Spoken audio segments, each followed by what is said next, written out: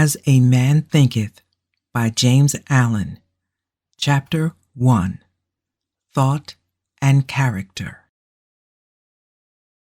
The euphemism, as a person thinks in their heart, so are they, not only embraces the whole of a person's being, but it is so comprehensive as to reach out to every condition and circumstance in their life.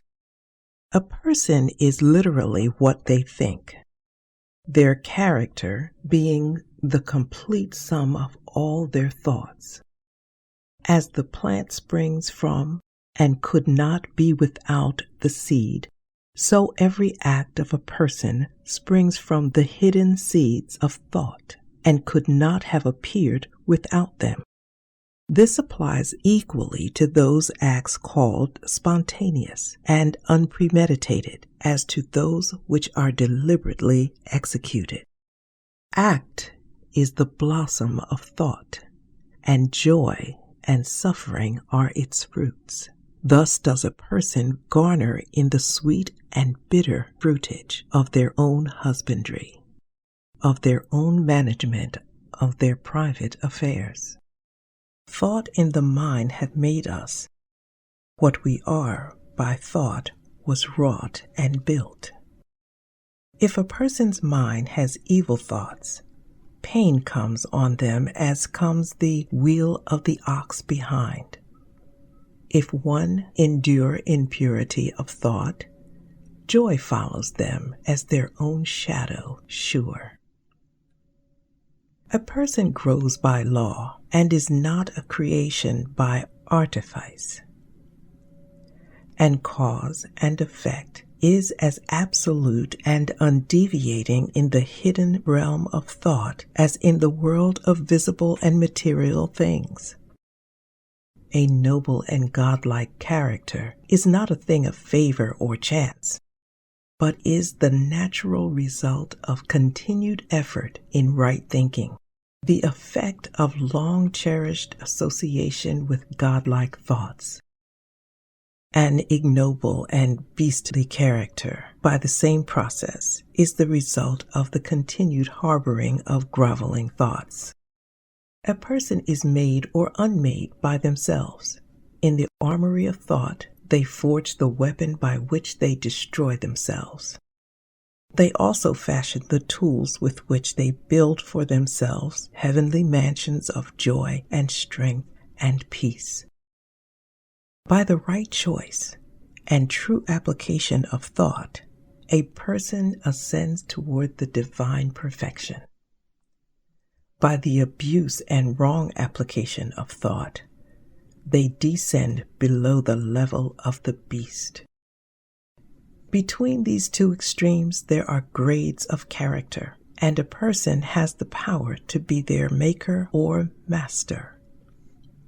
Of all the beautiful truths pertaining to the soul which have been restored and brought to light in this modern time, none is more gladdening or fruitful of divine promise and confidence than this, that a person is the master of their thought, the molder of their character, and the maker and shaper of their own condition, environment, and destiny. As a being of power, intelligence, and love, and the manager of their own thoughts, a person holds the key to every situation and contain within themselves that transforming and regenerative agency by which they may make themselves what they will. A person of sound mind is always in control, even in their weakest and most abandoned state. But in this weakness and degradation, they are the foolish landlord who misgoverns his household. When they begin to reflect upon this condition, and to search diligently for the law upon which they are being established, they then become the wise landlord, directing their energies with intelligence and fashioning their thoughts to fruitful issues.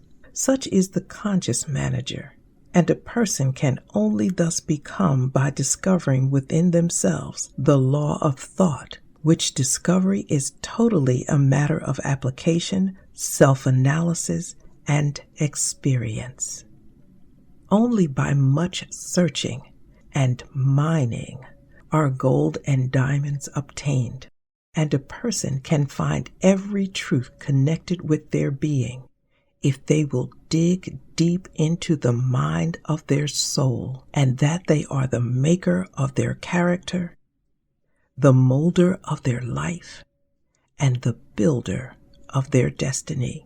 They may unerringly prove, if they will watch, control, and alter their thoughts, tracing their effects upon themselves, upon others, and upon their life and circumstances, linking cause and effect by patient practice and investigation, and utilizing their every experience, even to the most trivial everyday occurrences, as a means of obtaining their knowledge of themselves, which is understanding, wisdom, and power.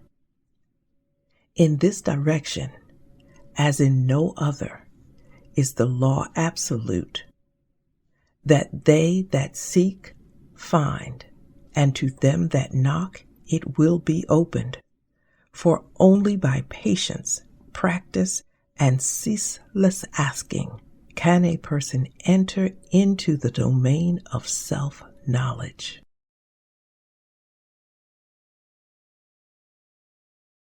As a Man Thinketh by James Allen, Chapter 2, Effect of Thought on Circumstances. A person's mind may be likened to a garden, which may be intelligently cultivated or allowed to run wild. But whether cultivated or neglected, it must be and will bring forth. If no useful seeds are put into it, then an abundance of useless weed seeds will fall therein, and will continue to produce their kind. Just as a gardener cultivates their plot, keeping it free from weeds and growing the flowers and fruits which they require, so may a person tend the garden of their mind, weeding out all the wrong, useless, and impure thoughts, and cultivating toward perfection the flowers and fruits of right, useful, and pure thoughts. By pursuing this process, a person sooner or later discovers that they are master gardener of their soul, the director of their life.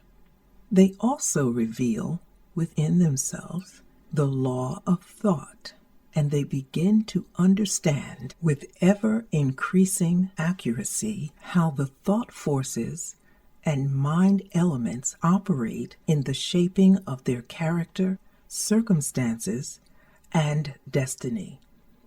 Thought and character are united, and as character can only manifest and discover itself through environment and circumstance, the outer conditions of a person's life will always be found to be harmoniously related to their inner state.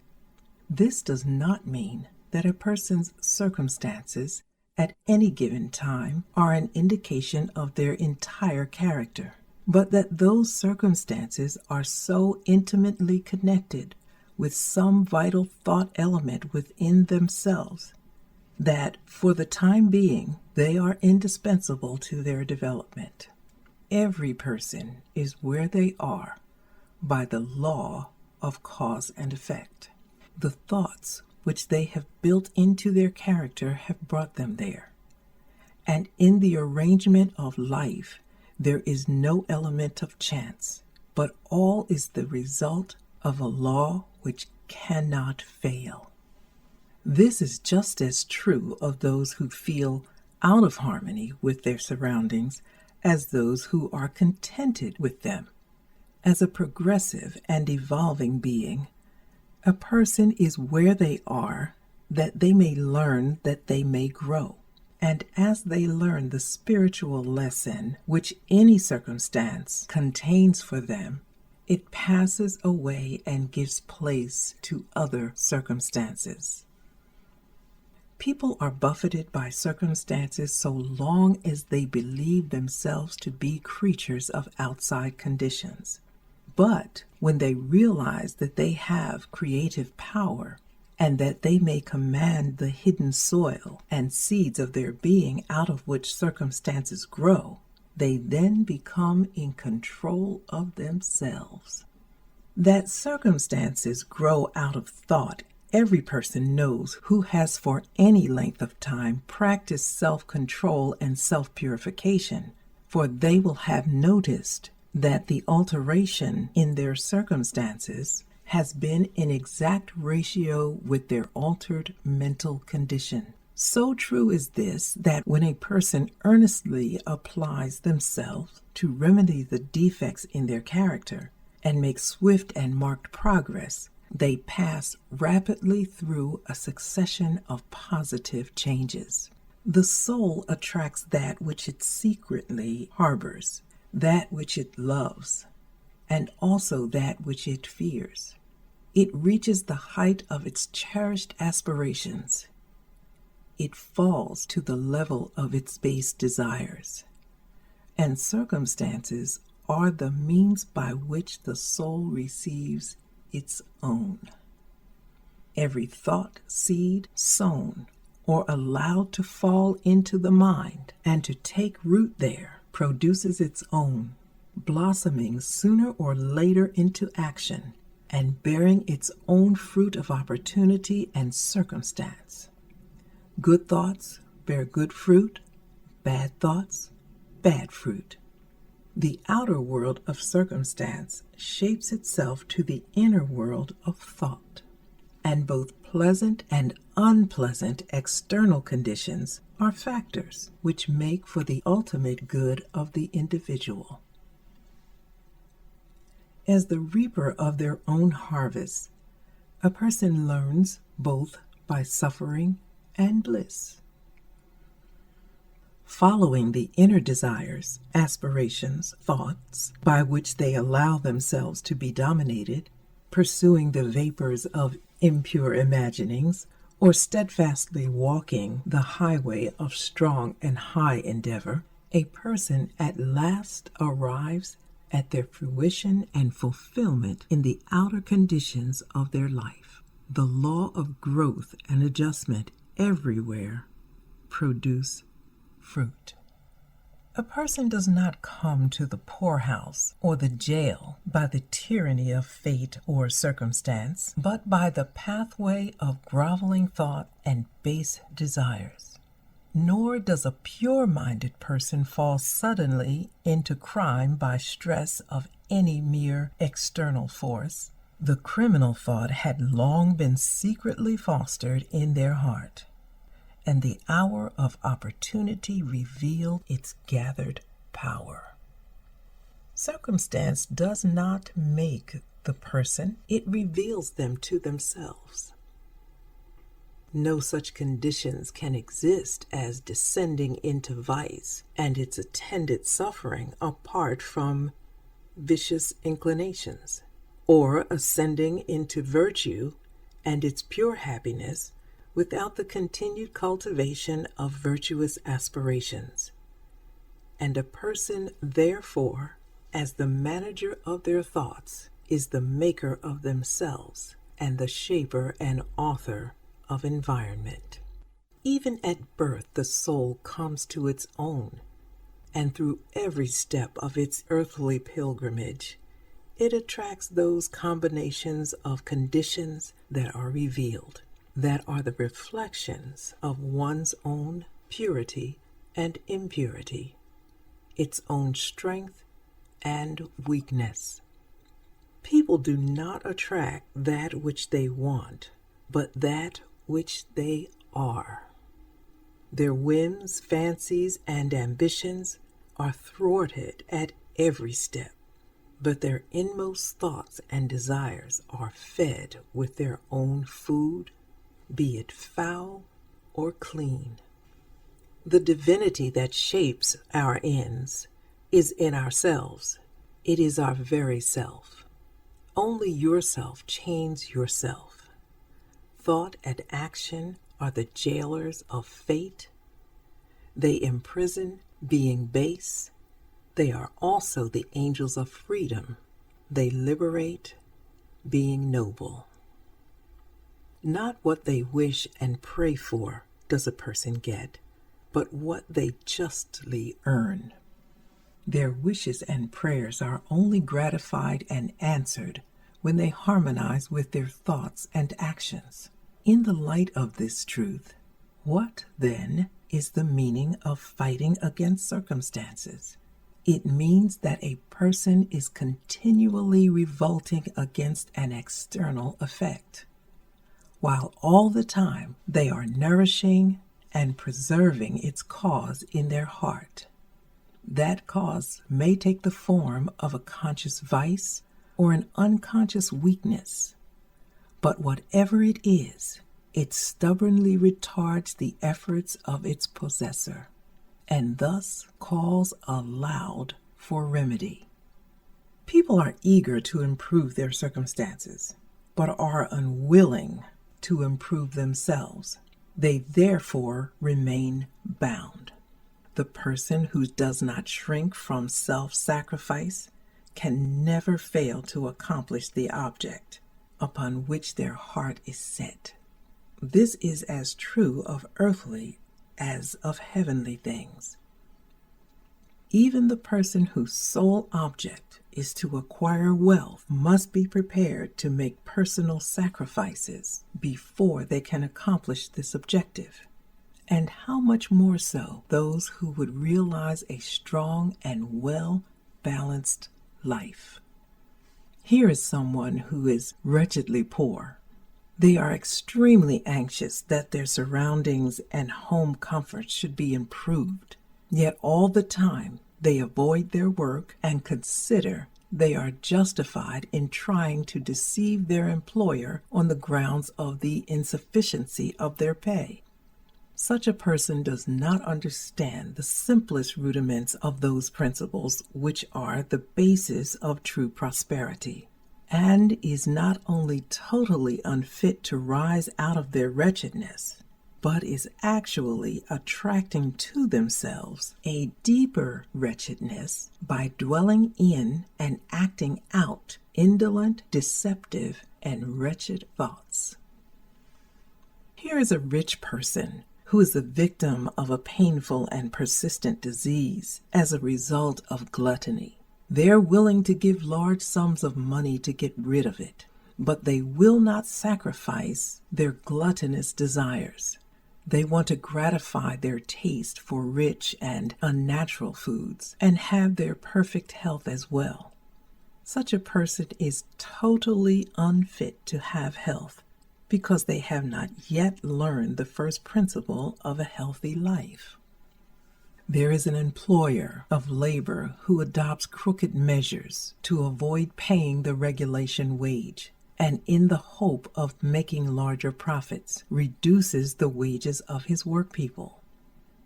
Such a person is altogether unfit for prosperity, and when they find themselves bankrupt, both as regards reputation and riches, they blame circumstances, not knowing that they themselves are the sole author of their condition.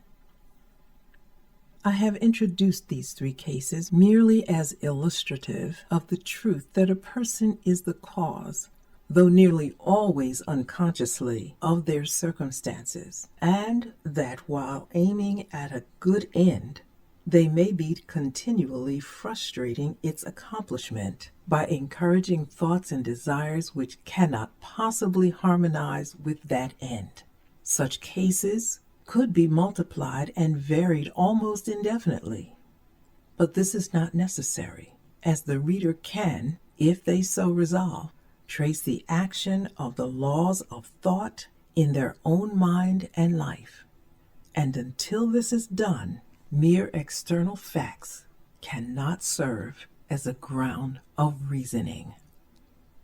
Circumstances, however, are so complicated, thought is so deeply rooted and the conditions of happiness vary so vastly with individuals that a person's entire soul condition, although it may be known to themselves, cannot be judged by another from the external aspect of their life alone. A person may be honest in certain directions, yet suffer misery. A person may be dishonest in certain directions, yet acquire wealth. But the conclusion usually formed that one person fails because of their particular honesty, and that the other prospers because of their particular dishonesty, is the result of a superficial judgment which assumes that the dishonest person is almost totally corrupt and the honest person almost entirely virtuous. In the light of a deeper knowledge and wider experience, such judgment is found to be erroneous. The dishonest person may have some admirable virtues, which the other does not possess, and the honest person may have obnoxious vices, which are absent in the other. The honest person reaps the good result of their honest thoughts and actions. They also bring upon themselves the suffering which their vices produce. The dishonest person likewise gathers their own suffering and happiness. It is pleasing to human vanity to believe that one suffers because of one's virtue, but not until a person has removed every sickly, bitter, and impure thought from their mind and washed every negative stain from their soul can they be in a position to know and declare that their sufferings are the result of their good and not of their bad qualities.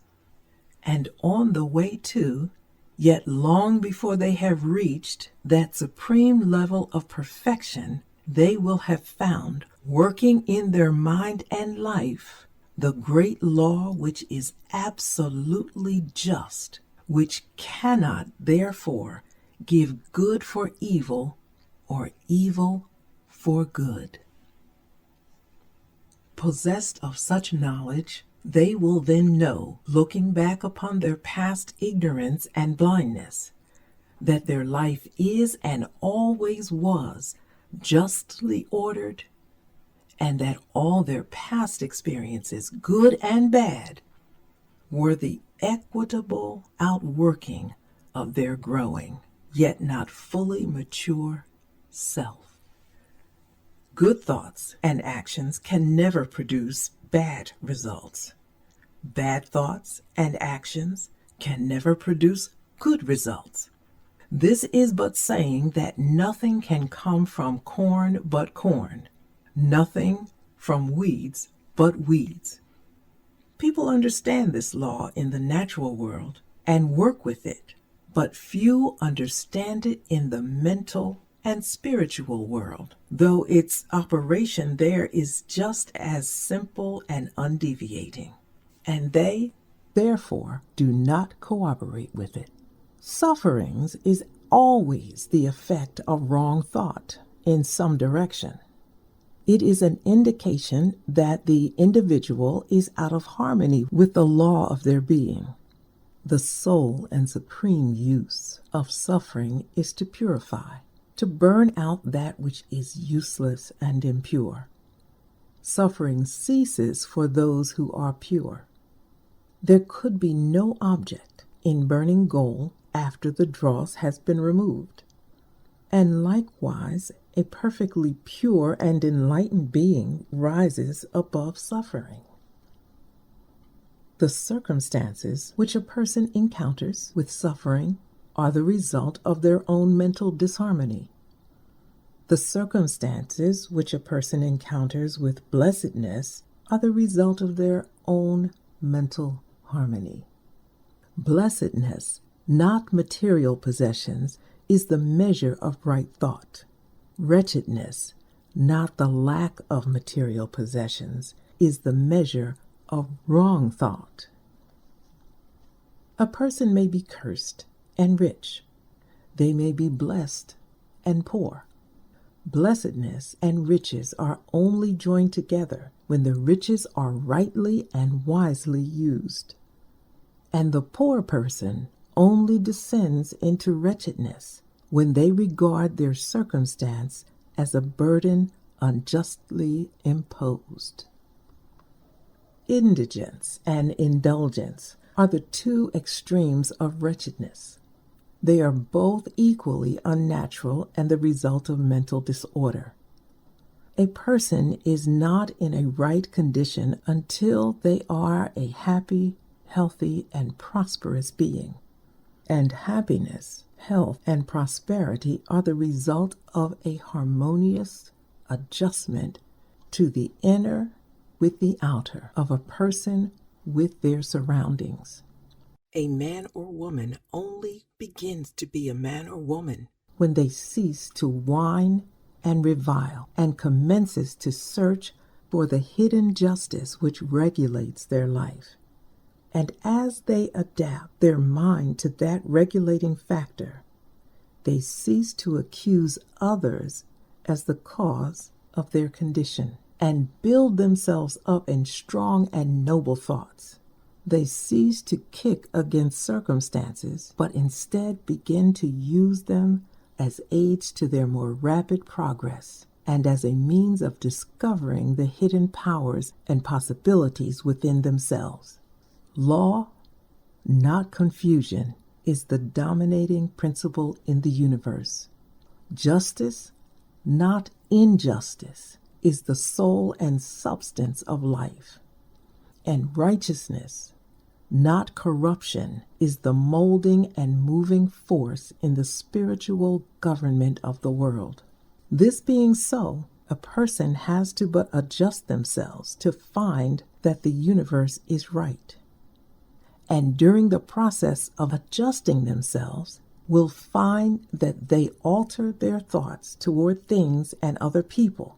Things and other people will adjust or alter toward them.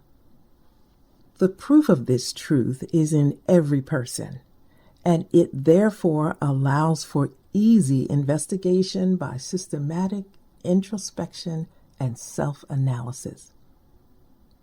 Let a person radically alter their thoughts, and they will be astonished at the rapid transformation it will effect in the material conditions of their life.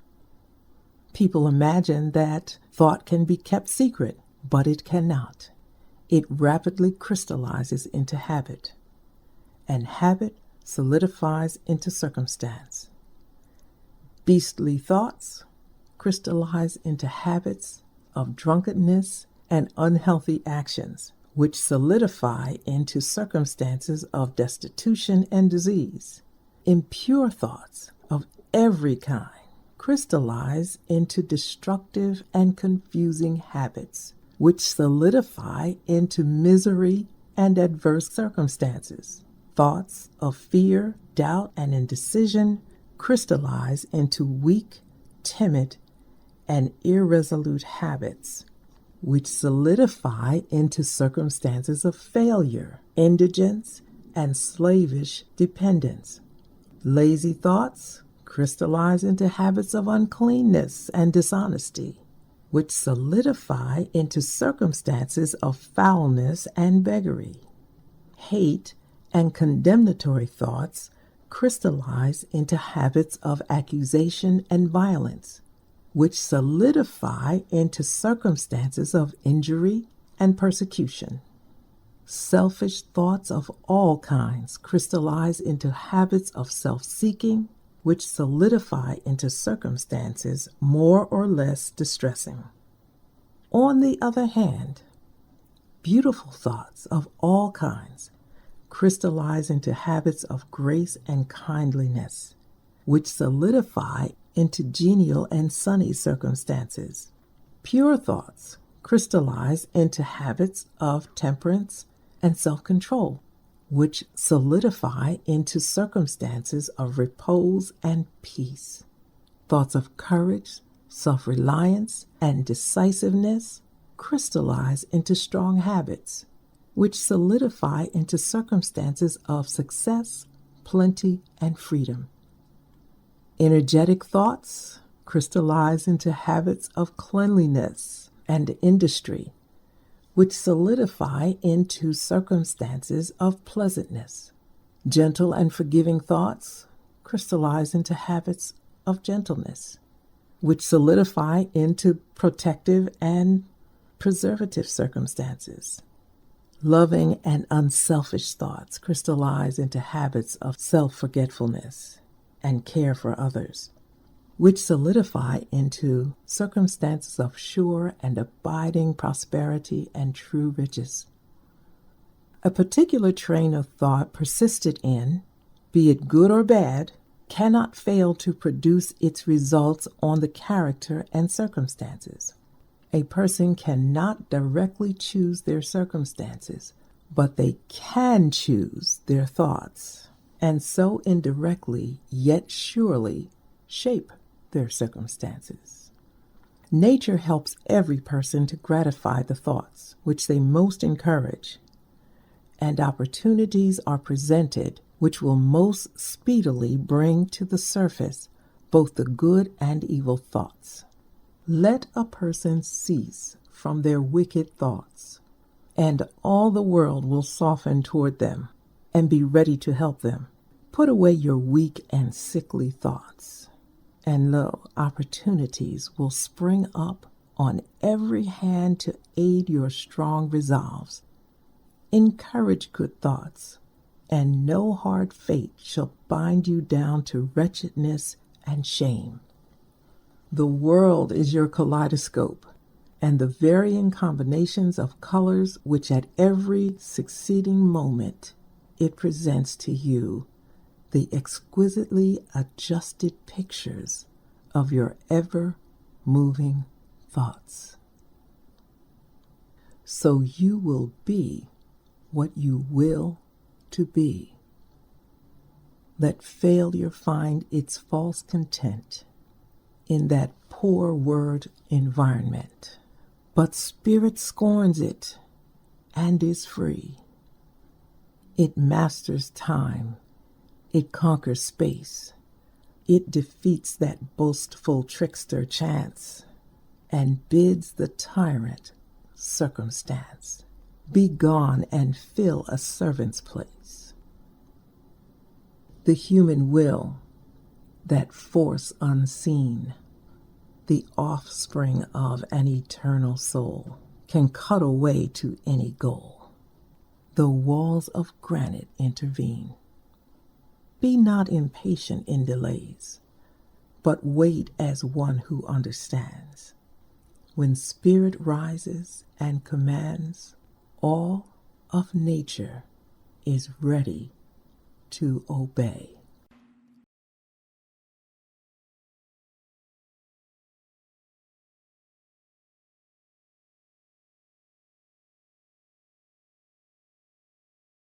As a Man Thinketh by James Allen, Chapter 3, Effects of Thoughts on Health. The body is the servant of the mind. It obeys the operations of the mind, whether they be deliberately chosen or automatically expressed. At the bidding of unlawful thoughts, the body sinks rapidly into disease and decay.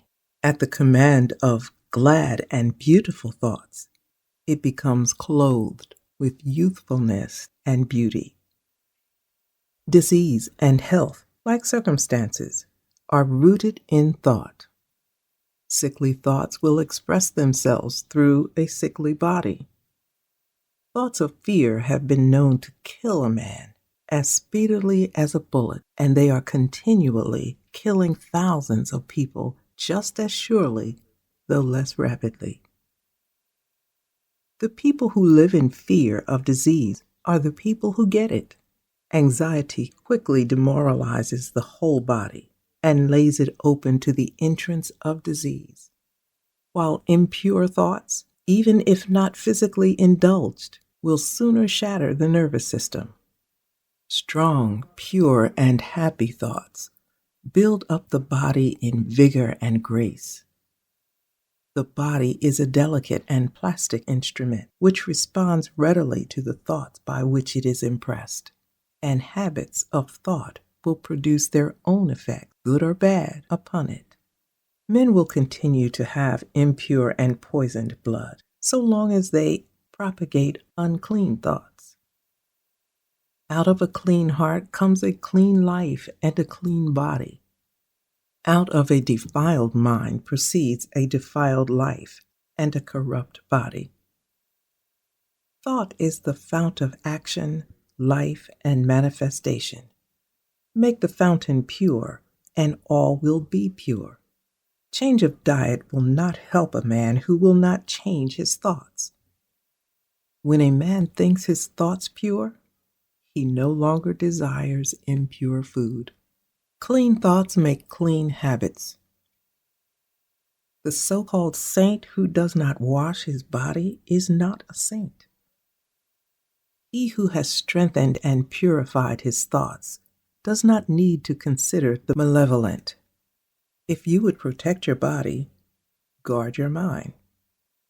If you would renew your body, beautify your mind. Thoughts of malice, envy, and disappointment, despondency, rob the body of its health and grace.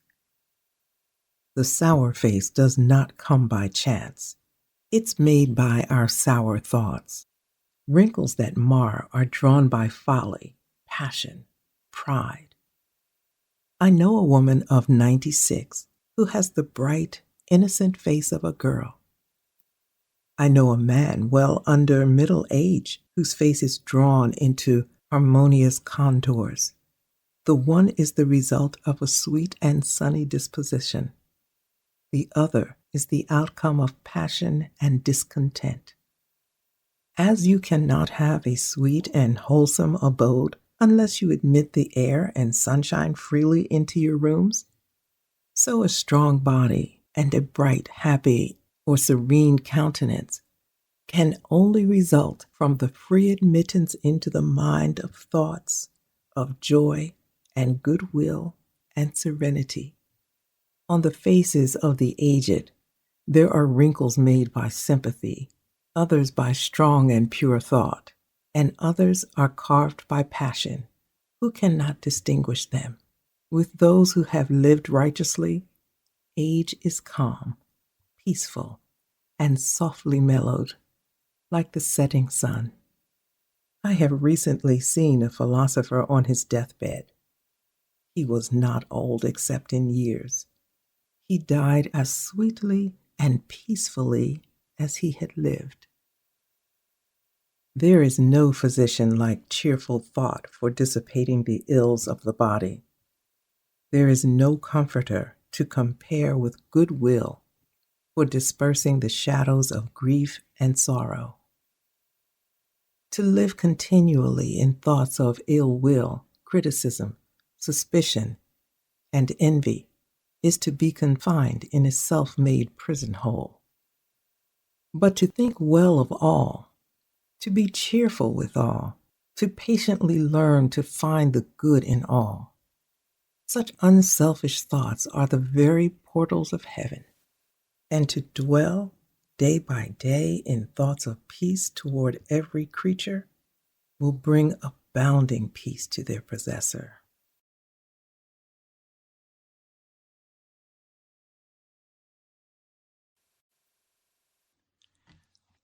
As a Man Thinketh by James Allen, Chapter 4. Thought and Purpose.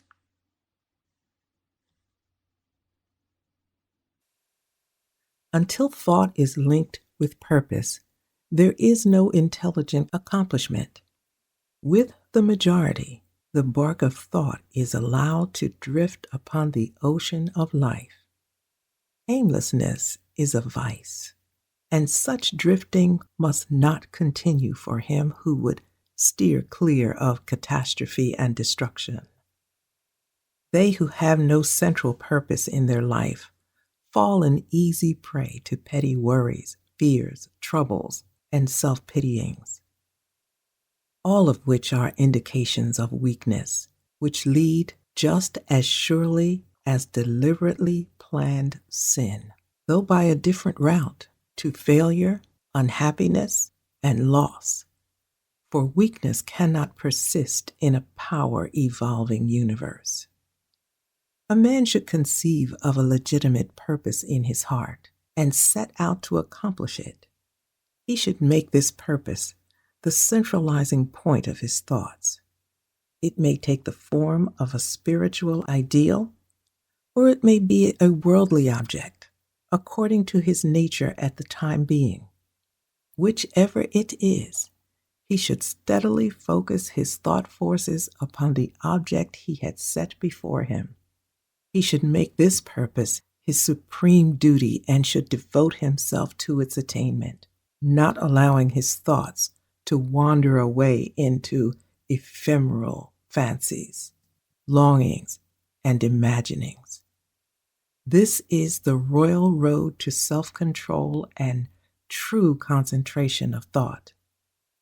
Even if he fails again and again to accomplish his purpose, as he must until weakness is overcome, the strength of character gained will be the measure of his true success, and this will form a new starting point for future power and triumph. Those who are not prepared for the apprehension of a great purpose should fix their thought upon the faultless performance of their duty, no matter how insignificant their task may appear.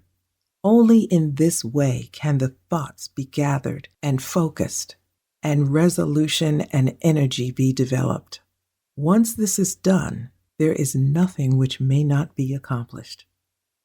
The weakest soul, knowing his own weakness and believing this truth, that strength can only be developed by effort and practice, will, thus believing, at once begin to exert itself. And adding effort to effort, patience to patience, and strength to strength, will never cease to develop and will at last grow divinely strong. As the physically weak man can make himself strong by careful and patient training, so the man of weak thoughts can make them strong by exercising himself in right thinking.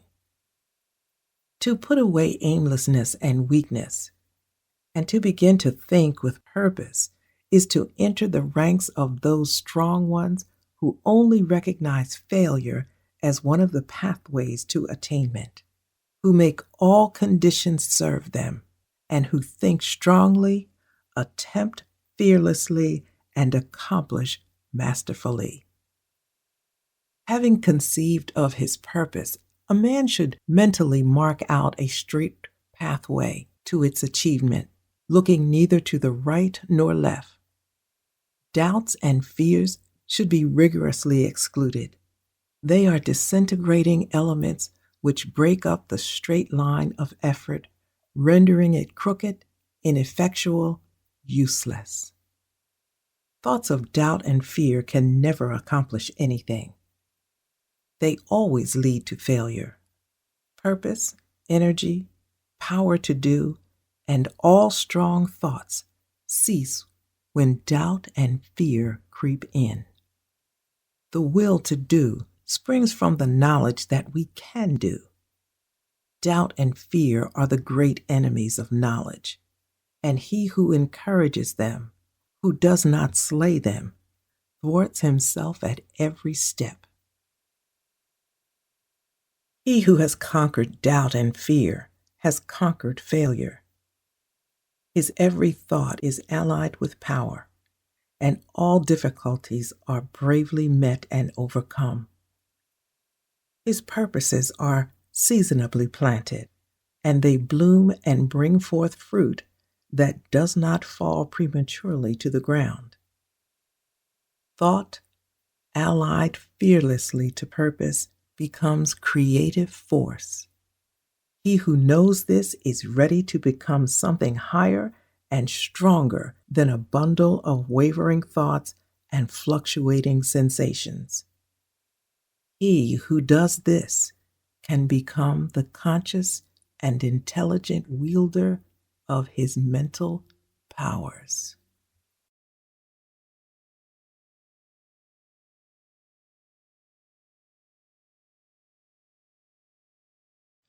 As a Man Thinketh by James Allen, Chapter 5, The Thought Factor in Achievement.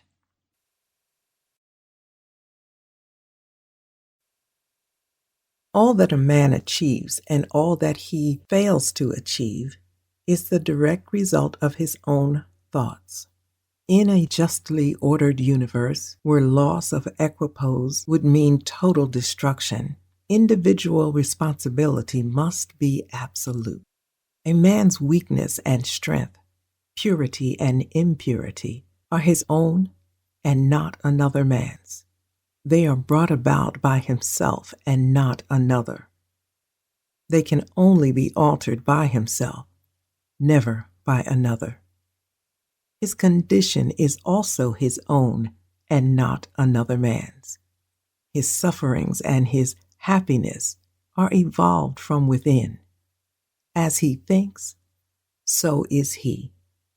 As he continues to think, so he remains. A strong man cannot help a weaker unless that weaker is willing to be helped. And even then, the weak man must become strong of himself. He must, by his own efforts, develop the strength which he admires in another.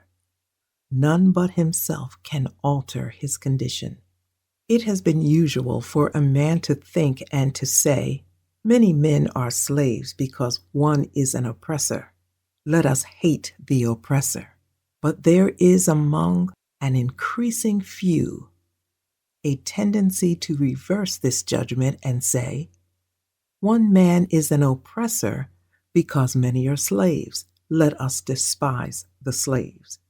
The truth is that oppressor and slave are cooperators in ignorance, and while seeming to afflict each other, are in reality afflicting themselves. A perfect knowledge perceives the action of law in the weakness of the oppressed and the misapplied power of the oppressor. A perfect love, seeing the suffering which both states entail, condemns neither. A perfect compassion embraces both oppressor and oppressed. He who has conquered weakness and has pushed away all selfish thoughts belongs neither to the oppressor nor oppressed. He is free. A man can only rise, conquer, and achieve by lifting up his thoughts. He can only remain weak, abject, and miserably by refusing to lift up his thoughts. Before a man can achieve anything, even in worldly things, he must lift his thoughts above slavish animal indulgence. He may not, in order to succeed, give up all animality and selfishness, necessarily, but a portion of it must, at least, be sacrificed. A man whose first thought is bestial indulgence could neither think clearly nor plan methodically. He could not find and develop his latent resources and would fail in any undertaking. Not having begun to manfully control his thoughts, he is not in a position to control affairs and to adopt serious responsibilities. He is not fit to act independently or stand alone. But he is limited only by the thoughts that he chooses. There can be no progress nor achievement without sacrifice, and a man's worldly success will be by the measure that he sacrifices his confused animal thoughts and fixes his mind on the development of his plans and the strengthening of his resolution and self-reliance. The higher he lifts his thoughts, the greater will be his success, the more blessed and enduring will be his achievements. The universe does not favor the greedy, the dishonest, the vicious, although on the mere surface it sometimes may appear to be so. It helps the honest, the magnanimous, the virtuous. All the great teachers of the ages have declared this in varying ways, and to prove it and to know it, a man has but to persist in making himself increasingly virtuous by lifting his thoughts. Intellectual achievements are the result of thought consecrated to the search for knowledge, or for the beautiful and the true in nature. Such achievements may sometimes be connected with vanity and ambition, but they are not the outcome of those characteristics. They are the natural outgrowth of long and arduous effect and of pure and unselfish thoughts. Spiritual achievements are the consummation of holy aspirations. He who lives constantly in the conception of noble and lofty thoughts, who dwells upon all that is pure and selfless, will, as surely as the sun reaches its zenith and the moon its full, become wise and noble in character and rise into a position of influence and blessedness. Achievement of any kind is the crown of effort, the diadem of thought. By the aid of self-control, resolution, purity, righteousness, and well-directed thought, a man ascends. By the aid of animality, indolence, impurity, corruption, and confusion of thought, a man descends. A man may rise to high success in the world, even to lofty attitudes in the spiritual realm, and again descend into weakness and wretchedness by allowing arrogant, selfish, and corrupt thoughts to take possession of him. Victories attained by right thought can be maintained only by watchfulness. Many give way when success is assumed and rapidly fall back into failure. All achievements, whether in the business, intellectual, or spiritual world, are the result of definitely directed thought. They are governed by the same law and of the same method. The only difference lies in the object of attainment. He who would accomplish little needs sacrifice little. He who would accomplish much must sacrifice much. He who would attain highly must sacrifice greatly.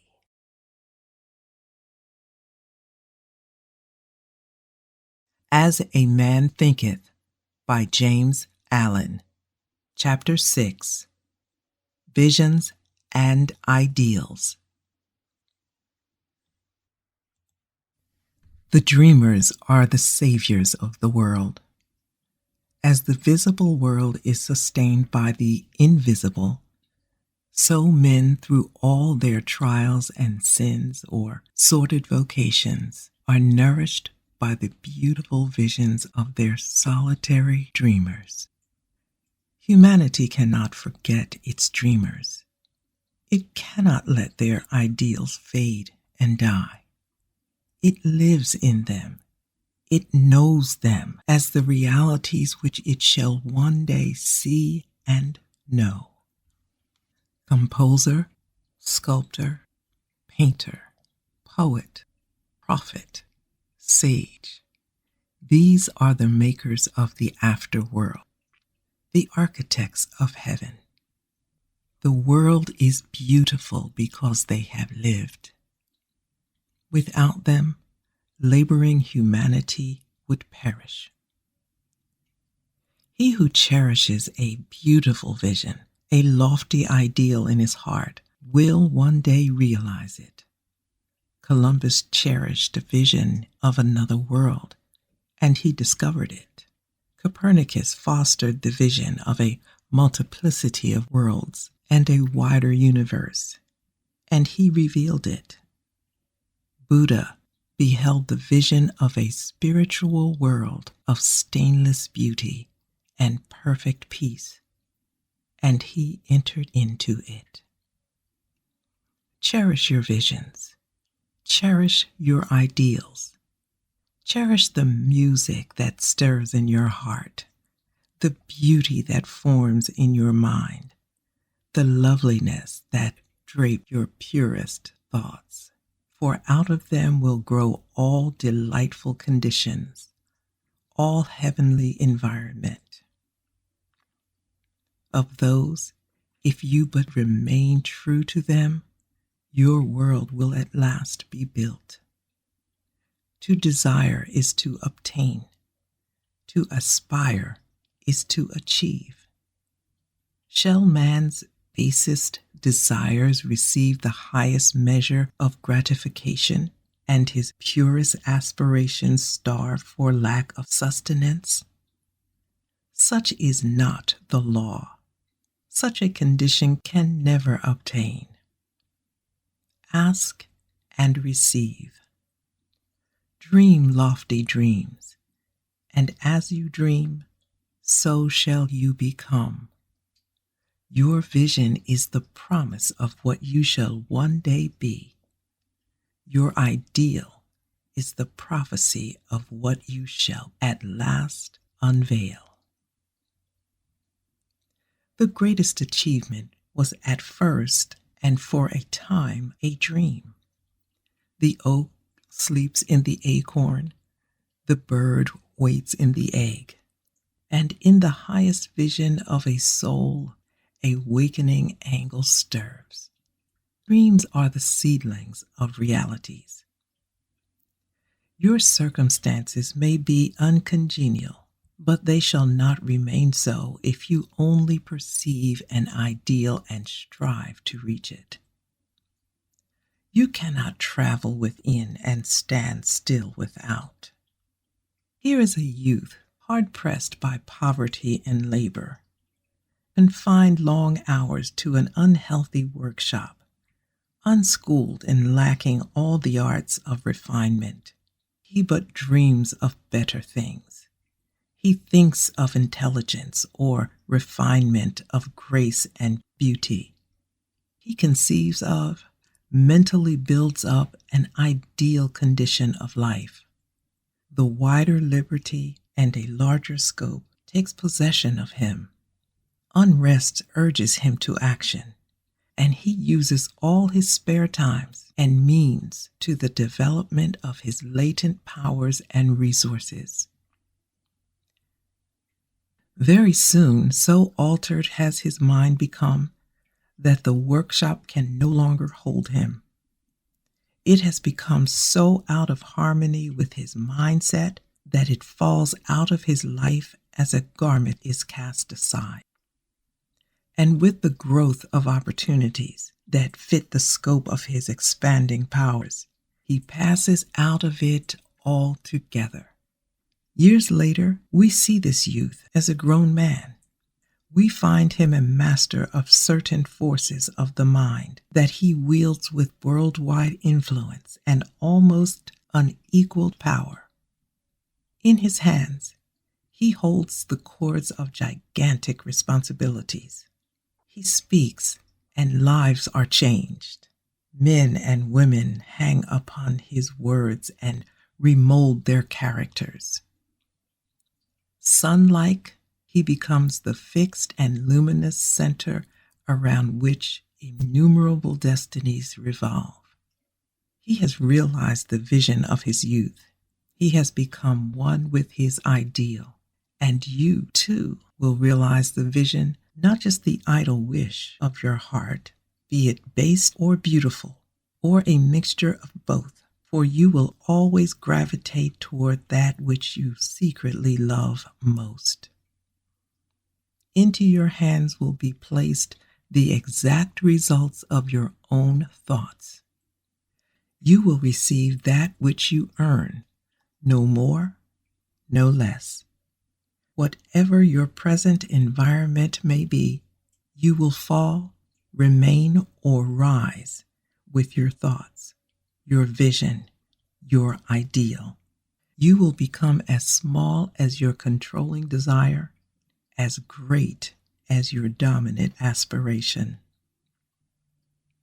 The thoughtless, the ignorant, and the indolent, seeing only apparent effects of things and not the things themselves, talk of luck, of fortune, and chance.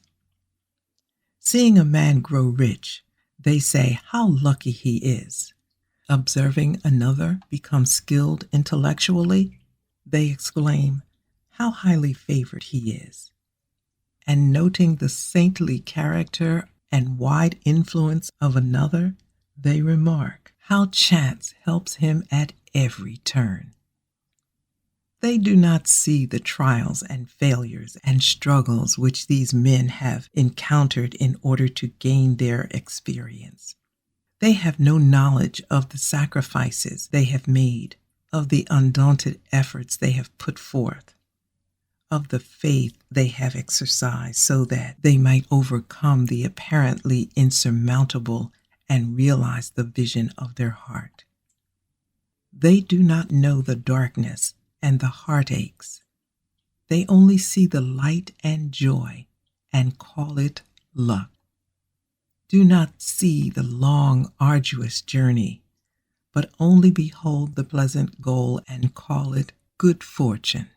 Do not understand the process, but only perceive the result and call it chance. In all human affairs, there are efforts and there are results. The strength of the effort is the measure of the result. Change is not. Gifts, powers, material, intellectual, and spiritual possessions are the fruits of effort. They are thoughts completed, objectives accomplished, visions realized. The vision that you glorify in your mind, the ideal that you enthrone in your heart, this you will build your life by. This you will become.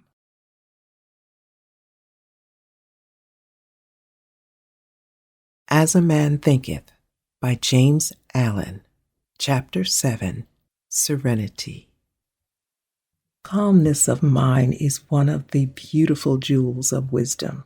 It is the result of long and patient effort in self-control. Its presence is an indication of ripened experience and of a more than ordinary knowledge of the laws and operations of thought. A man becomes calm in the measure that he understands himself as a thought-evolved being, for such knowledge necessitates the understanding of others as the result of thought. And as he develops a right understanding and sees ever more clearly the internal relation of things by the action of cause and effect, he ceases to fuss, fume, worry, and grieve. He remains poised, steadfast, serene. The calm man, having learned how to govern himself, knows how to adapt himself to others, and they, in turn, reverence his spiritual strength. They feel that they can learn from him and rely upon him. The more tranquil a man becomes, the greater is his success, his influence, his power for good.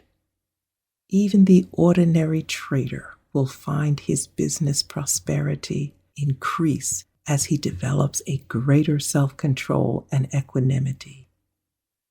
For people will always prefer to deal with a man whose demeanor is equitable. The strong, calm man is always loved and revered. He is like a shade-giving tree in a thirsty land, or a sheltering rock in a storm. Who does not love a tranquil heart, a sweet-tempered, balanced life?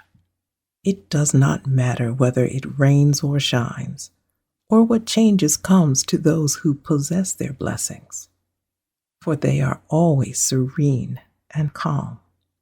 The exquisite poise of character that we call serenity is the last lesson of culture.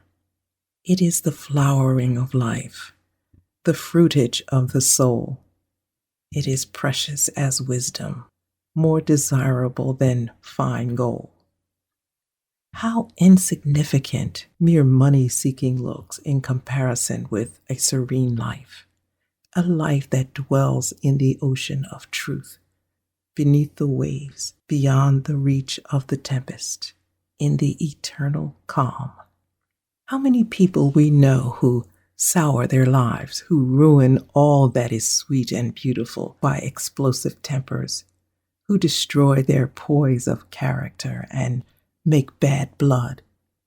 It is a question whether the great majority of people do not ruin their lives and mar their happiness by lack of self-control. How few people we meet in life who are well-balanced, who have that exquisite poise which is characteristic of the finished character. Yes, humanity surges with uncontrolled passion, is tumultuous with ungoverned grief, is blown about by anxiety and doubt. Only the wise man, only he whose thoughts are controlled and purified, makes the winds and the storms of the soul obey him. Tempest-tossed souls, wherever you may be, under whatever conditions you may live, know this: in the ocean of life, the isles of blessedness are smiling, and the sunny shore of your ideal awaits your coming. Keep your hands firmly upon the helm of thought. In the core of your soul reclines the commanding master. He does but sleep. Wake him. Self-control is strength. Right thought is mastery. Calmness is power. Say unto your heart, peace, be still. I'm Carol. It's been my honor to bring this reading to you, As a Man Thinketh by James Allen. Divine Beloved, subscribe to this channel so that you'll receive notifications when new James Allen and wisdom from other ascended masters is posted.